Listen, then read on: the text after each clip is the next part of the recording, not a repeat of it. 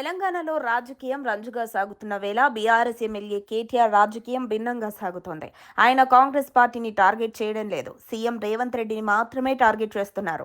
రేవంత్ ను పక్కకు తప్పిస్తే కాంగ్రెస్ పని అయిపోతుందని అనుకుంటున్నారో, లేకపోతే రేవంత్ చాలు కాంగ్రెస్ తో ఆయన దోస్తీకి సిద్ధమని అంటున్నారో కానీ ఆయన రాజకీయం చూస్తే అందరూ మొక్కున వేలేసుకుంటున్నారు. పదే పదే కాంగ్రెస్ ముఖ్య నేత రాహుల్ కు ట్యాగ్ చేసి ట్వీట్లు వేయడం దగ్గర నుంచి పూర్తిగా రేవంత్ ఇమేజ్ ను హైకమాండ్ వద్ద తక్కువ చేసేందుకు చేయాల్సిన పనులన్నీ కేటీఆర్ చేస్తున్నారు.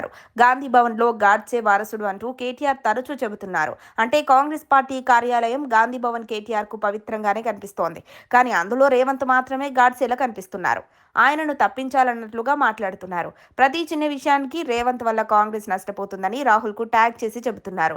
రేవంత్ వల్ల కాంగ్రెస్ కు లాభమో నష్టమో రాహుల్ కు తెలియదా, కేటీఆర్ చెప్పాలా అని రాజకీయ విశ్లేషకులు ప్రశ్నిస్తున్నారు.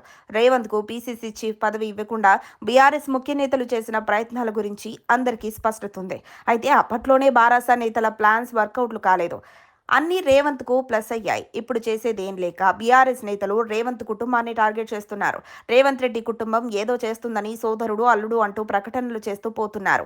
బీఆర్ఎస్ మాజీ ఎమ్మెల్యేకు అల్లుడు లిక్కర్ స్కామ్ లో కూడా కవితతో పాటు పేరు వినిపించిన సృజన్ రెడ్డి అనే వ్యక్తిని రేవంత్ రెడ్డికి అటాచ్ చేసేశారు. కొడంగల్లో రేవంత్ తరపున వ్యవహారాలు చూసే తిరుపతి రెడ్డి రాజ్యాంగేతర శక్తి అని విమర్శిస్తున్నారు. ఇప్పుడు మరింత ముందుకు వెళ్లి ఆయన కుటుంబం మొత్తాన్ని విమర్శిస్తున్నారు. బీఆర్ఎస్ వ్యూహం చాలా స్పష్టంగా కనిపిస్తోంది. తాము ప్రత్యేకంగా కాంగ్రెస్ ను కాదని రేవంత్ ను టార్గెట్ చేస్తే చాలని కాంగ్రెస్ పార్టీ బలహీనమైపోతుందని అనుకుంటోంది.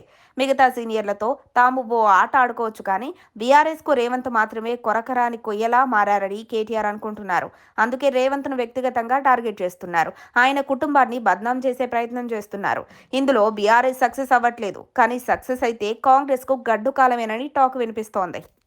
మరిన్ని అప్డేట్స్ కోసం మా కాయ్ టీవీని సబ్స్క్రైబ్ చేసుకోండి. మా వీడియో కనుక మీకు నచ్చినట్లయితే లైక్ చేయండి, షేర్ చేయండి. మీ విలువైన అభిప్రాయాలను కామెంట్ బాక్స్లో తెలియజేయండి.